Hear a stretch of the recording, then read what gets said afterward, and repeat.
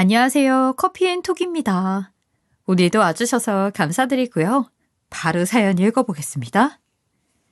안녕하세요. 사연을 종종 듣고 있는 30대 후반 여자입니다. 뜨거운 열기가 식지 않아서 고데기만 했던 시간들이 불과 어제 같은데 이제는 제법 두꺼운 옷들을 꺼내야 하는 계절이 왔네요. 어렸을 때는 겨울이 그렇게 싫었던 것 같아요. 친구들은 눈이 오면 눈싸움도 하고 썰매도 타고 하면서 좋아했지만 저는 난방이 제대로 들어오지 않는 집에 살았던지라 날이 추워지면 너무 힘들었거든요. 초등학교 시절 아빠께서 비포종을 잘못 서는 바람에 가세가 기울었던 적이 있었답니다. 그래서 힘든 유년 시절을 보내야 했죠. 겨울이 다가오면 그 시절 생각이 나서 가슴 한편이 아릿한 기분이 들어요. 그러다 제가 고등학교를 갈 즈음부터 차츰차츰 형편이 안정을 찾아갔었어요. 당연한 생각으로 대학 진학은 꿈도 꾸지 못했어요. 등록금까지 기대할 정도는 아니었거든요. 엄마는 그런 저에게 대학은 보내주겠다고 하셨었답니다. 유선아, 엄마 아빠가 아무리 힘들어도 너 대학까지는 공부시켜줄 수 있어. 엄마, 난 애초부터 공부에 별 뜻이 없어. 학교에서 취업 지원 프로그램이 있다는데 거기서 취업이나 바로 할래. 그러니까 나한테 미안한 생각 가지지 않아도 돼. 형편 때문에 대학을 포기한다는 걸 엄마도 알고 계셨을 거예요. 하지만 대학교까지 가족들에게 부담을 짊어지게 하고 싶지는 않았었죠. 결국 저는 대학은 포기한 채 고등학교를 졸업하자마자 작은 마케팅 회사에 들어가게 되었어요. 경력을 쌓아서 더 큰 회사로 이직하겠다는 포부를 안고 입사했답니다. 월급이 많은 것도 아니고 남들처럼 칼퇴근을 할 수 있는 회사도 아니었지만 열심히 일을 했답니다. 가끔 부모님께 용돈을 드릴 때는 제가 정말 어른이 된 것 같은 생각에 벅차기도 했고요. 엄마가 이거 아까워서 어떻게 쓰겠어. 아휴, 언제 이렇게 큰 건지. 눈물이 다 나네. 에이, 엄마, 내가 더 많이 못 줘서 미안하지. 내년에 이직만 성공하면 더 많이 줄게. 그렇게 한 회사에서만 7년을 열심히 근무한 저는 잠깐의 쉬어가는 시간이 필요했어요. 그동안 너무 앞만 보고 달렸거든요. 쉬는 동안 저는 여행을 다녀왔어요. 남들 타보는 비행기 한 번을 못 타본 게 내내 마음속에 짐처럼 남아있었거든요. 회사를 그만두자마자 비행기에 몸을 싣고 미국으로 향했어요. 더 넓은 땅덩이에서는 어떤 사람들이 살아가고 있는지 참으로 궁금했었거든요. 2주간의 장기 여행이었는데 한식이 너무 그리울 것 같아서 중간에 한인 민박을 예약해뒀답니다. 그때가 비수기라서 예약한 사람들이 많지 않았는데 덕분에 넓은 민박집을 편하게 사용할 수 있었죠. 아침을 먹고 막 나가려는데 한 남자가 저에게 말을 거는 거예요. 저 혹시 괜찮으시면 오늘 저랑 같이 구경 다니실래요? 아까 아침 드실 때 보니까 오늘 박물관 가려고 하시는 것 같아 보여서요. 저도 오늘 거기 가려고 하거든요. 조식 먹을 때마다 눈인사를 살짝 주고받은 사람이었는데 저에게 말을 걸더니 동행을 하자는 거예요. 안 그래도 계속 혼자 다니느라 적적했었는데 잘 됐다 싶었어요. 미국에 온 뒤로 사진 하나 제대로 남기지 못하고 있었거든요. 그래서 그날은 하루 종일 남자와 다니면서 이런저런 이야기도 나누고 서로 사진도 찍어주고 정말 재미있게 보냈어요. 즐거웠던 하루는 뒤로 한 채 다음날 저는 다른 지역으로 이동을 해야 했어요. 아침에 늦잠을 자는 바람에 황급하게 짐을 챙겨서 아침도 거른 채 체크아웃을 했죠. 연락처라도 주고받고 싶었는데 경황이 없어서 그러지를 못했답니다. 여행 이후 저는 다시 취업 준비로 바쁜 나날들을 보내게 되었어요. 그러다 몇 년 전 함께 일하던 선배로부터 이직 제안을 받게 되었어요. 저에게는 너무 기회였어요. 선배, 정말요? 선배한테 연락 올 거라고는 진짜 생각지도 못했어요. 저야 너무 감사하죠. 우리가 이제 막 시작하는 회사라 지인들 추천으로 많이들 들어오고 있거든. 근데 난 아무리 생각해도 유선이 너 말고는 생각이 안 나더라고. 너무 감사한 제안이었어요. 결국 얼마 있다가 선배네 회사로 들어가게 되었고 이전 회사보다 높은 연봉을 책정받게 되었죠. 정말 날듯이 기뻤어요. 그런데 그 회사에서 생각지도 못한 의외의 인물을 만나게 되었답니다. 그건 바로 여행에서 만났던 그 남자였어요. 세상에, 여기서 다시 만나네요? 저희는 너무 의외의 장소에서 다시 만나게 되었어요. 그렇게 신기할 수가 없었다니까요. 남자는 그 회사의 초창기 설립 멤버였는데 이렇게 다시 우연히 만날 줄은 꿈에도 몰랐네요. 평범하지 않은 인연으로 다시 만난 만큼 저희는 서로에게 특별한 감정을 느끼게 되었어요. 결국 얼마 지나지 않아서 연인으로 발전을 하게 되었고 그렇게 5년간 연애를 이어갔답니다. 사내에서도 모두 아는 커플이었어요. 남자친구와 저는 이렇게나 긴 시간을 함께하면서 서로에게 많은 의지를 하게 되었어요. 그와 미래를 함께하지 않을 이유가 없었죠. 그로 인해 저희는 결혼 이야기가 오가게 되었답니다. 먼저 남자친구의 집으로 인사를 드리러 가게 되었어요. 남자친구의 부모님은 그전에도 명절이나 생신 때면 종종 뵈었었던 적이 있었기 때문에 어색하진 않았던 것 같아요. 저희의 결혼 소식을 기다리셨던 것인지 오히려 저를 반겨주시는 분위기였어요. 아이, 그래. 두 사람 언제쯤 결혼하려나 하는 생각을 하고 있었는데 그래도 시기를 딱 맞춰서 잘 왔네. 저희가 은혁이보다 먼저 했어야 했는데 좀 늦었죠? 죄송해요, 엄마 아빠. 아이고, 요즘 같은 세상에 누가 먼저 하든지 뭐가 그렇게 중요하다니. 괜찮아. 니들 이렇게 결혼하게 돼서 얼마나 좋은 일인지 모르겠다. 그동안 오며 가며 저를 봐왔던 시간들이 있으시니 반대하지는 않을 거라는 걸 알고 있었지만 그래도 이렇게 저를 좋게 봐주시니 너무 감사할 따름이었어요. 저희 집에서도 남자친구를 반겨주시는 건 마찬가지였답니다. 이렇게 수월하게 결혼 준비를 하게 되니 얼마나 다행인지 몰랐어요. 상견례까지 후루룩 마치고 본격적으로 결혼 준비를 진행하고 있었어요. 다행히도 가장 큰 걱정거리였던 신혼집은 남자친구가 해오기로 해서 준비가 비교적 수월했답니다. 결혼 준비는 하나부터 열까지 결정해야 하는 일들의 연속이었는데 뭐 하나 쉽지가 않았어요. 처음 해보는 일이라 버벅거리고 속도가 더뎠지만 제 방식대로 차근차근 준비해 나가고 있었어요. 거의 대부분의 준비를 마치고 이제 디데이를 기다리고 있었던 때였어요. 예비 시어머님께서 제게 전화를 하신 겁니다. 어머님, 어쩐 일로 이 시간에 전화를 다 주셨어요? 이번 주 주말에 은우랑 같이 밥 먹으러 올래?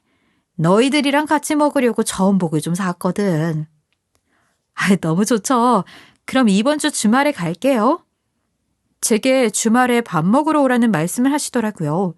아직 결혼하기 전인데도 벌써부터 가족이라고 좋은 거를 챙겨주시는구나 하는 생각에 내심 기분이 좋기도 했답니다.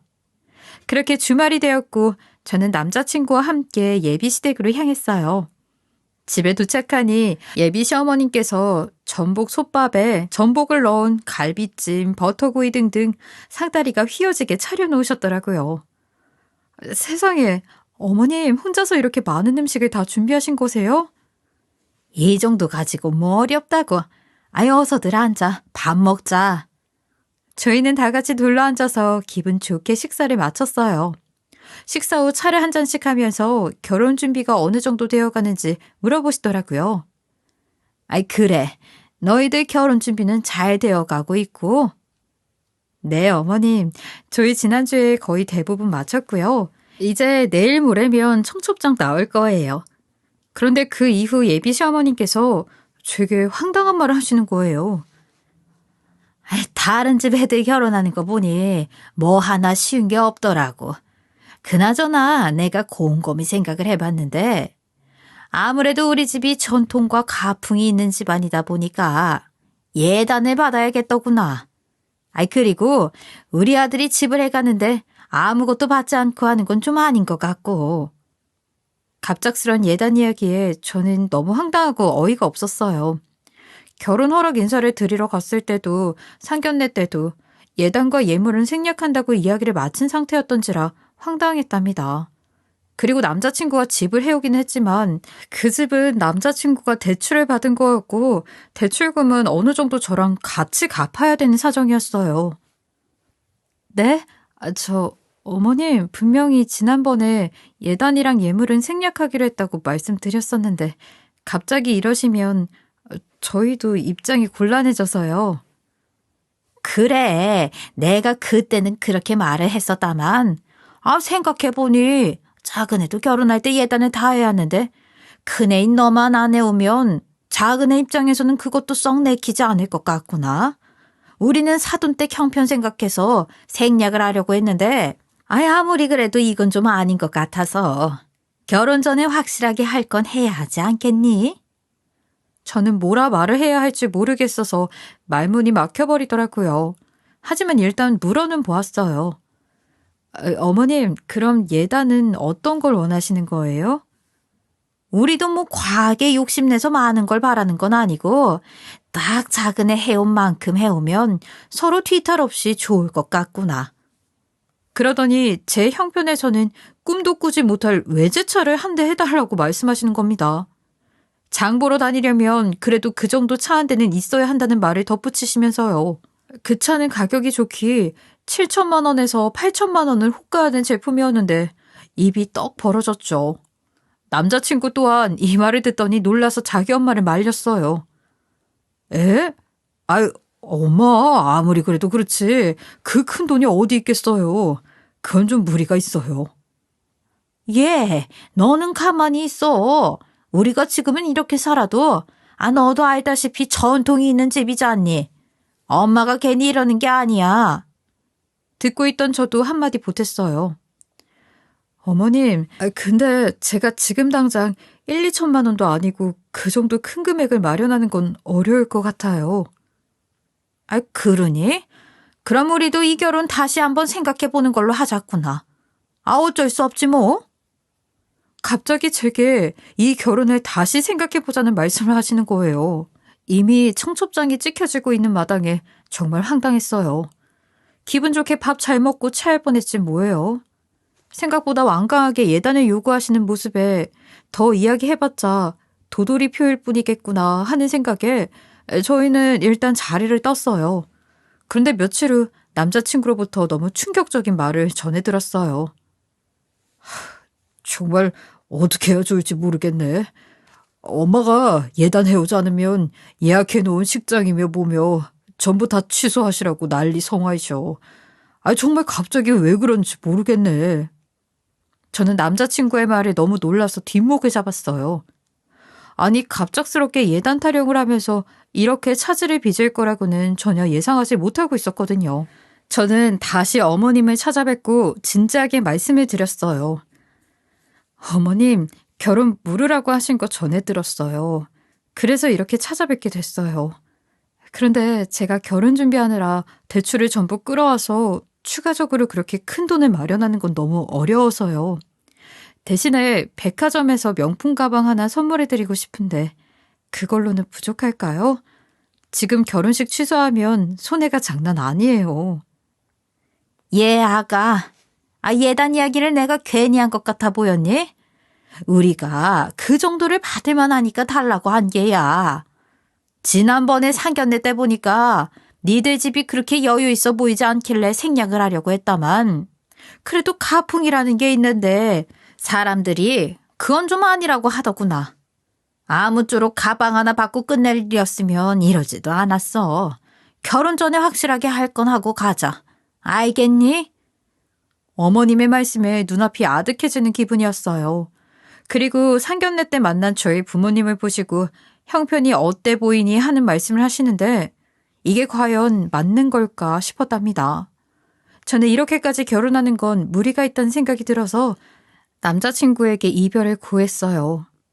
자기야, 내가 어제 어머님 따로 만나 뵙고 왔거든? 근데 아무리 생각해도 이렇게 무리해서 결혼을 하는 건 아닌 것 같아. 내가 당장 그런 돈을 구할 수 없다는 거 자기도 잘 알잖아. 고민 끝에 파혼을 하기로 했지만 남자친구는 받아들이지 못하더라고요. 상황이 당황스러운 건 그도 마찬가지였을 겁니다.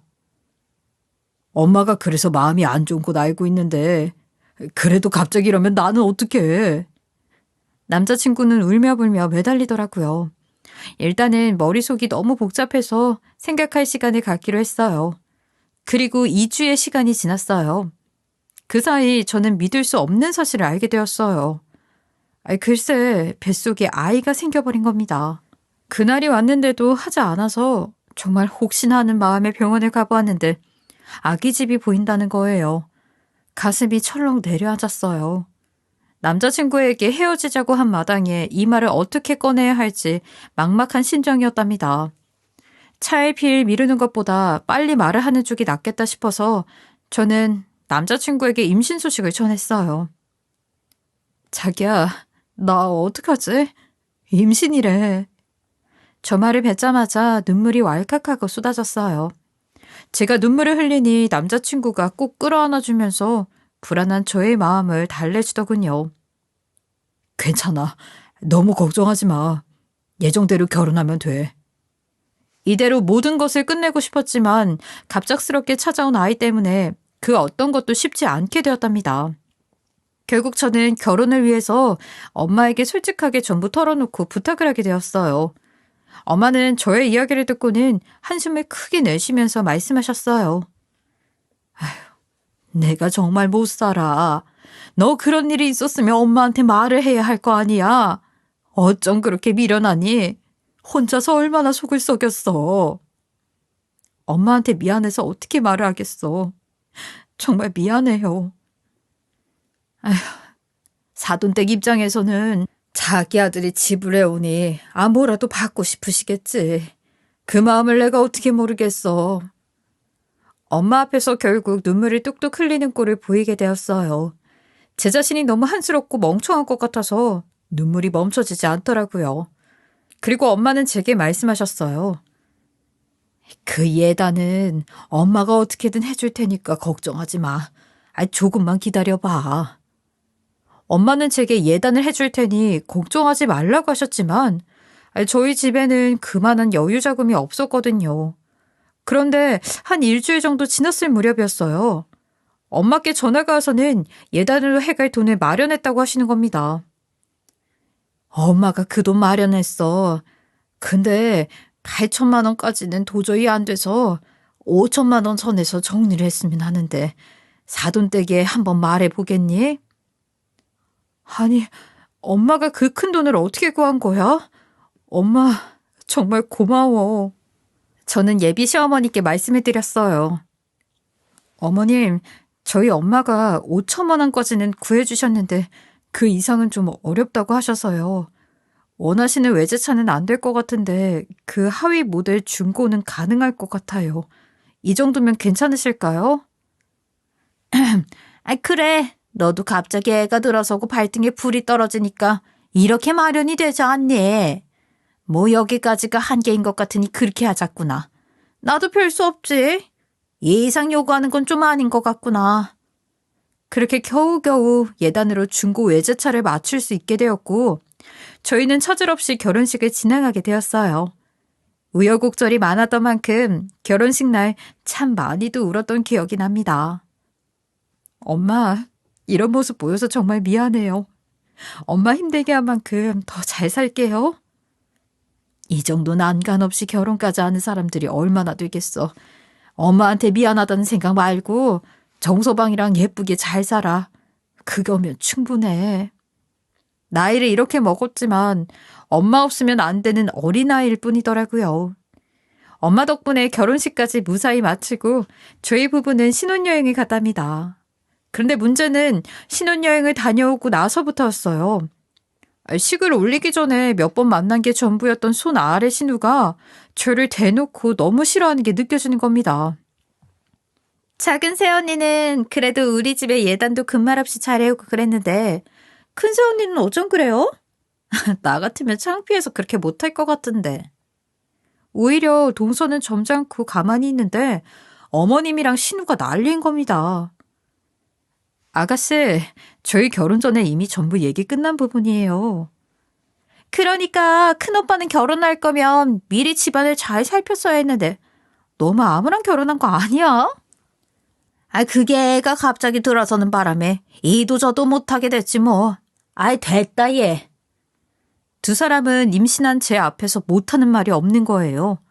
남편 하나 보고 결혼을 했지만 역시나 쉬운 길은 아니겠다 싶었어요. 제가 시댁에서 부당한 일을 겪으면 속상한 마음에 남편에게 털어놓곤 했어요. 남편이 어머님께 전화해서 한마디 하는 날엔 아주 저를 더 못 잡아먹어서 안달이었어요. 너는 그걸 또 네 남편한테 가서 쪼르르 다 얘기를 했다니? 아이, 너도 참 속 없다. 그러니까 말이야. 아니, 시어머니가 한마디 하는 걸 가지고 이래가지고 무슨 말을 무서워서 하겠어? 번번이 이런 식이니 저는 아이를 낳을 때까지는 최대한 시댁 식구들과는 마주치지 말아야겠다고 생각했어요. 그나마 저와 말이 잘 통했던 동서랑은 종종 연락을 하면서 지냈어요. 동서는 작년에 출산을 했어서 그런지 임신한 제 마음을 너무 잘 알아주었어요.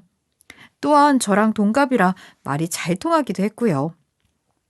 형님, 점점 배가 많이 나와서 힘드시겠어요. 별일 없으시죠? 응, 동서, 아직은 나도 괜찮아. 지금이 한참 힘들 때죠. 참, 형님, 어머님 하시는 말씀은 마음에 담아두지 마세요. 괜히 그러시는 거니까요. 그래도 집안에 남편 말고 말이 통하는 사람이 있어서 얼마나 다행이었는지 모른답니다. 시간은 흘러서 배가 점점 더 나오고 있었어요. 시댁에 있을 때 허리가 너무 아파서 힘들어하면 어머님은 그걸 가지고 또 뭐라고 하시는 거예요. 유난이라는 유난은 다 부린다. 임신해서 힘드니까 일 시키지 말라고 시위라도 하는 거냐? 어머님은 저에게 모난 말들을 내뱉어 대시는 겁니다. 거기서 남편이 한 소리 해주었어요. 아휴, 엄마는 무슨 생각으로 애한테 그런 말을 하는 거야. 엄마도 임신해봤으면서 어쩜 그래요? 뭐? 참나. 내가 시애미로서 말 한마디 못하겠니? 내가 무서워서 무슨 말을 못해. 나 때는 어디 시어머니 앞에서 아픈 내색을 하겠어? 친정집은 멀리 있던지라 엄마를 보고 싶어도 자주 볼 수가 없어서 마음속의 서러움이 더욱 붙받치더라고요. 뱃속에 아이는 자라고 있고 결혼한 지 몇 달 지나지도 않았는데 뭐 이혼이라도 해야 하는 건 아닌가 싶었어요. 동서는 집도 잘 살고 예단도 척척해와서 그런지 저와 비교를 그렇게 하는 거예요. 그래도 동서는 워낙 사람이 유난스럽지도 않고 조용조용한 편이라 동서를 미워할 수도 없었어요. 오히려 저한테 친정에서 맛있는 걸 잔뜩 주셨다고 하면서 저에게 받은 걸 나눠주는 사람이었죠. 시댁이랑 자꾸 부딪혀봤자 저만 힘들어지니 웬만하면 마주치지 않으려고 노력하면서 지냈어요. 이런 이야기를 친구들에게 털어놓기도 참 민망하더라고요. 다들 잘 지내는 모습만 보여주려고 하는 것도 있긴 하겠지만 그래도 친구들은 결혼해서 시댁에 대우받고 지내는데 저만 구박받는다고 말을 하는 게 창피하더라고요. 그래도 답답한 마음을 속풀이하고 싶어서 평소 저와 친하게 지내는 사촌 언니에게 종종 속내를 풀면서 지냈어요. 언니는 맞장구를 치면서 제 편을 들어주었어요. 어머, 니네 시어머니 진짜 이상하다. 요즘 같은 시대에 그런 사람이 아직도 있어? 환장해 정말. 언니, 진짜 우리 시어머니 이상하지. 나도 이런 거는 드라마에서나 봤지 현실에도 있는 줄은 정말 몰랐다니까. 그냥 최대한 안 만나고 살려고 노력하는 중이야. 그래, 잘 생각했어. 그게 최선이야. 언니 친구 중에도 그런 애가 하나 있어. 그래도 언니한테 털어놓으니까 조금 살 것 같다. 그런데 얼마 있다가 친정엄마한테 연락이 온 겁니다. 엄마, 어쩐 일로 전화를 다 했어? 너 요즘 시댁에서 그러고 지낸다면서? 왜 근데 엄마한테 말을 안 한 거야? 사촌 언니가 좋아한 이야기를 이모한테 말을 한 건지 엄마가 제 시집살이 이야기를 알고 계시는 거예요. 엄마 그게 엄마한테 내가 어떻게 그런 말을 하겠어. 미안해. 배는 점점 나오고 있을 텐데 소갈이 하고 있을 거 생각하니까 엄마가 마음이 아린다 하려. 너 앞으로 힘든 일 있으면 엄마한테 무조건 연락해. 여차하면 엄마가 너 있는 대로 갈 테니까. 알겠지? 엄마의 든든한 한마디에 또 한 번 눈물이 왈칵하고 쏟아졌어요. 그리고 그 다음 주에 일이 터져버리고 말았어요. 그때도 요즘처럼 김장철이었는데요. 지금도 그때를 생각하면 너무 어이가 없어서 기가 막히고 코가 막힌답니다. 어머님께서 전화를 하시더니 김장을 하러 주말에 전부 모이라고 하시는 거예요. 이번 주말에 김장할 예정이니까 늦지 말고 와라. 네가 이 집의 맏며느리인 건 알고 있지? 임신 중이라고 빼주는 것 없으니까 그렇게 알고 있고. 네, 어머님. 늦지 않게 가도록 할게요. 그리고 김장날 당일 시댁에 가니 생전 처음 보는 광경이 눈앞에 펼쳐져 있는 겁니다. 어머님, 이걸 전부 다 하는 거예요? 뭐 이 정도 가지고 놀라고 그래? 나도 이 정도는 혼자서 다 하고 그랬어. 많이 담아서 사돈댁에도 좀 보내드리고 해야지. 눈앞에 펼쳐져 있는 광경은 자그마치 500포기의 배추였어요. 배추밭을 통째로 가져온 것 같은 비주얼이었죠. 임신한 몸으로 앉았다 일어나는 것도 버거운데 500포기의 김장을 하라는 겁니다. 그런데 이상하게 동서는 보이지 않는 거예요. 어머님, 근데 동서는요? 시간이 지났는데도 아직 안 온 것 같아서요. 뭘 이거 가지고 동서를 찾아. 네 동서는 애가 아파서 지금 병원 데려갔다고 하더만. 뭘 그렇게 주저하고 있어? 얼른 빨리빨리 시작할 것이지. 동서는 오지 못한다면서 저에게 고무장갑을 던져주는 겁니다. 해 떨어지기 전에 빨리 해야 한다면서요. 소금에 절여지지도 않은 배추들을 보고 있으니 벌써 허리가 끊어지는 것 같은 기분이었어요. 그런데 어머님의 비아냥은 거기서 끝나지 않았어요. 푼돈 가지고 우리 집에 시집 왔으면 몸으로라도 때워야 할 거 아니냐. 어디 중고차 한 대 가지고 덕망 높은 집에 들어가겠니? 엄마 말이 맞아요, 새언니. 그리고 원래 이런 건 맏며느리가 알아서 하는 거라던데. 저는 거기서 너무 화가 나고 뚜껑이 열리는 거예요. 결국 참다 저도 한마디 했어요. 어머님, 암만 그래도 그렇지 500포기를 임신한 몸으로 어떻게 다 하겠어요? 이거 진짜 너무하신 거 아니세요? 그랬더니 신우가 옆에서 더 난리인 겁니다. 아니, 언니는 어디 시어머니 앞에서 큰 소리예요. 못 배워먹고 집안이 아무리 거지 같아도 그렇지. 이건 좀 아니지. 엄마 너무 놀랐겠다. 괜찮아?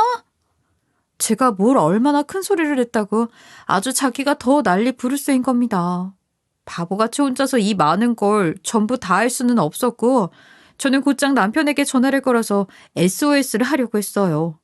그랬더니 어머님이 핸드폰은 압수라면서 뺏어들려는 겁니다. 저는 핸드폰을 뺏기지 않으려고 실랑이를 벌였어요. 그러던 중 남편에게 전화를 걸려던 것을 실수로 영상통화로 눌러버린 겁니다. 그런데 제가 남편인 줄 알고 눌렀던 그 버튼은 사촌 언니였던 거예요. 핸드폰을 두고 옥신각신하는 와중에 터치가 잘못되었던 거죠. 결국 사촌 언니는 이 광경을 영상통화로 봐버렸고 저희 엄마까지 이 상황을 알게 되었답니다. 언니가 엄마에게 말을 한 것 같았어요. 그 사이 저는 핸드폰을 빼앗겨버린 채 배추들을 절이기 시작했어요. 찬바람은 점점 더 불어오지 시무랑 신우는 집안에 가만히 앉아서 코빼기도 비추지 않지. 정말 지옥이 있다면 여기가 지옥이겠구나 싶었어요. 그렇게 한 4시간 정도 쉬지 않고 배추를 절이고 있었어요. 그런데 그때 시댁으로 뜻밖의 손님이 찾아온 겁니다. 저희 친정엄마께서 오신 거예요.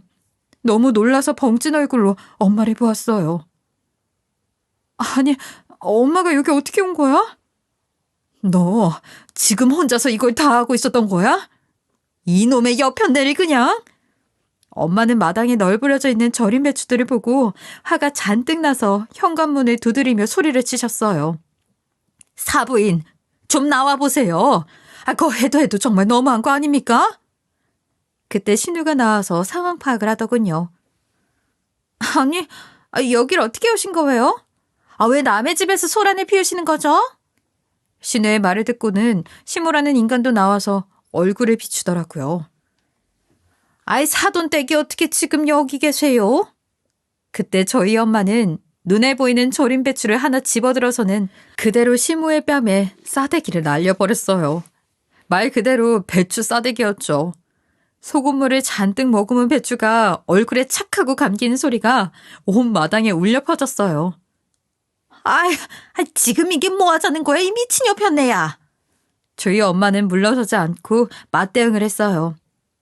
뭐? 지금 말 다 했어요?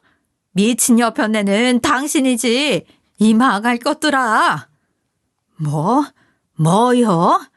내가 당신 가만히 둘 것 같아? 당신 지금 나한테 이런 거 폭행죄로 고소할 거야. 그냥 절대 안 넘어가. 나도 무서울 거 없어, 이 양반아. 내 딸 고생시켜놓고 내가 가만히 지켜보고만 있을 줄 알아? 당신들 내가 피눈물 나게 할 거야. 엄마는 화가 잔뜩 나서는 뒤집혀져 소리를 고래고래 지르시는 겁니다.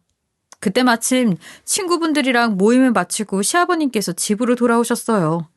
아버님은 이미 아수라장이 되어 있는 마당의 꼴을 보고 놀라셔서 말씀하셨어요.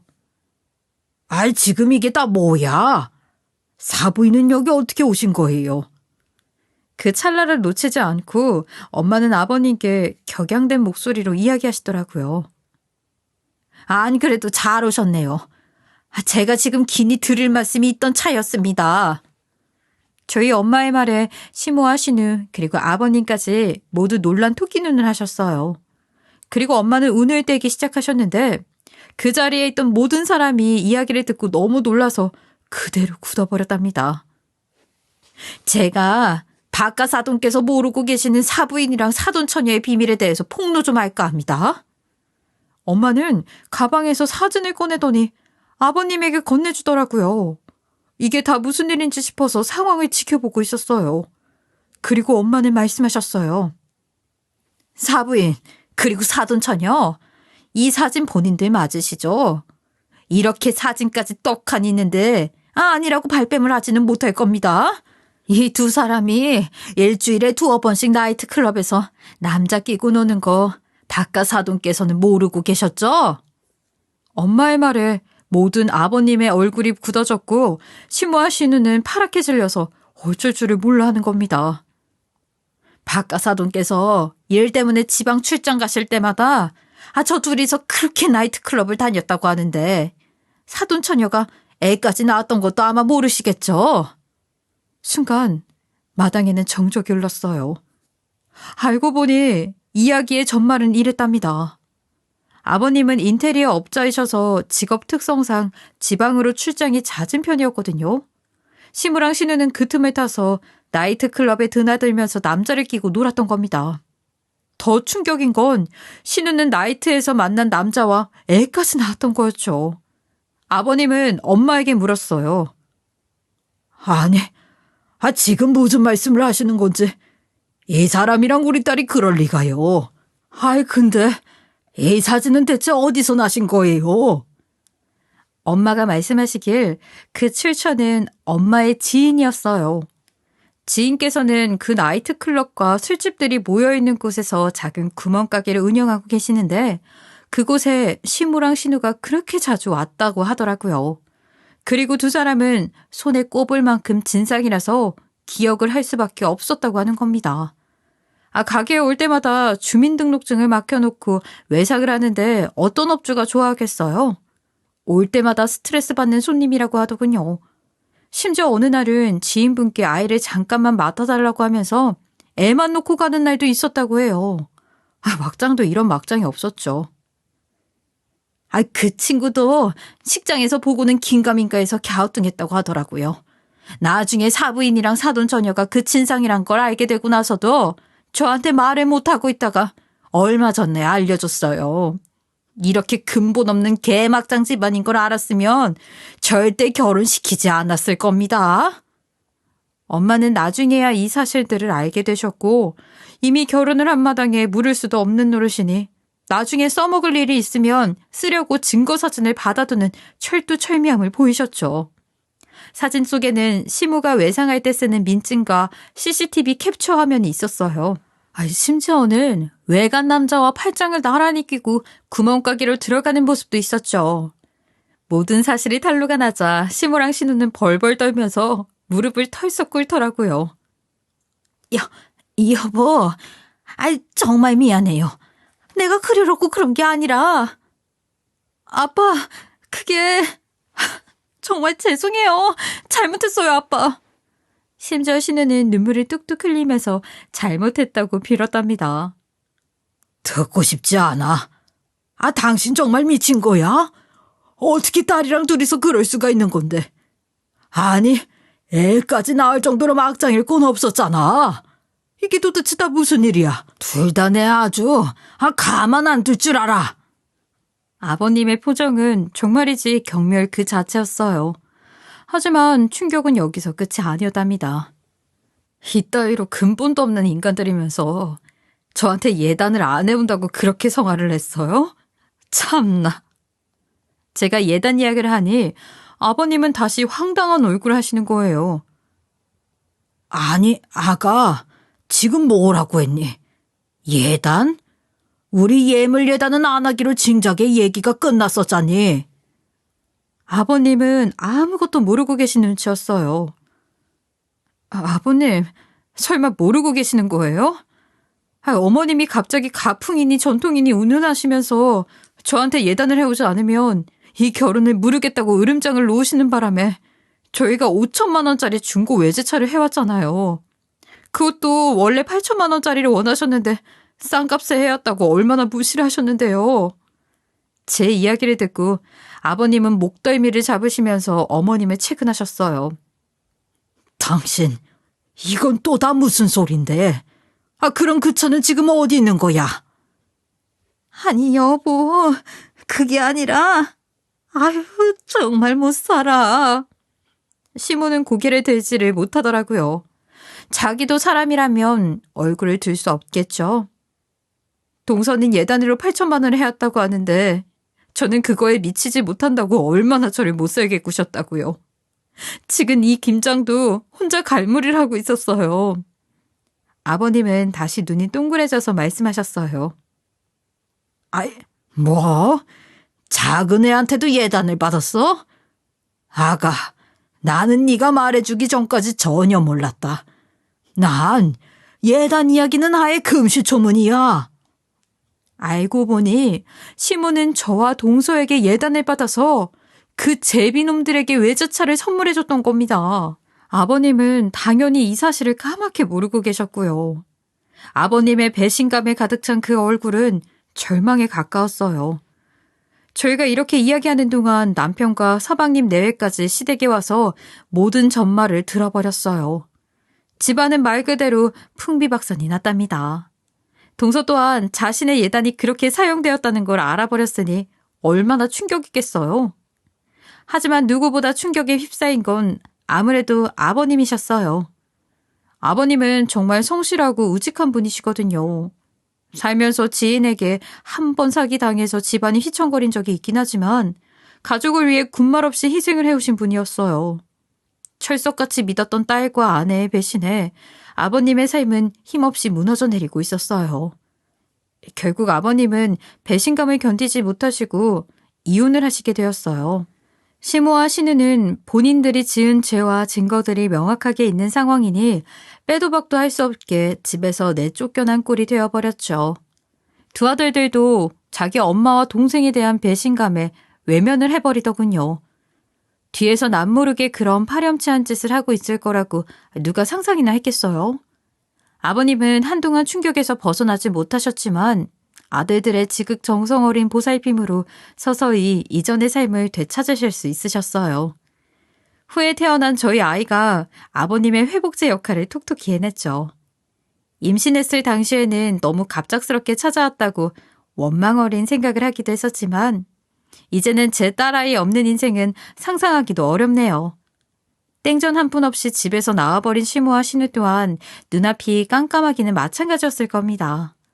두 사람은 급한 대로 반자에 들어가서 먹고 사는 것이 급하니 설거지 알바 같은 것을 하면서 간간히 지낸다고 들었던 게 마지막 소식이에요. 이렇게나 큰일을 겪었으니 지금쯤은 정신을 차리고 살아야 할 텐데 그럴 수 있는 인간들일지 모르겠네요. 우리 아이도 벌써 3살이 되었고 저는 다시 사회로 나갈 준비를 하고 있어요. 그 인간 같지도 않은 인간들을 살면서 행여라도 다시 마주치지 않았으면 좋겠네요. 많이 추워지고 있는 요즘인데 건강 잘 챙기시고 저의 이야기가 모든 며느리들에게 힘이 되었으면 하는 바람입니다. 감사합니다. 지금까지 커피앤톡이었습니다. 오늘도 끝까지 함께 해주셔서 감사하고요. 다음 영상으로 또 찾아뵙겠습니다.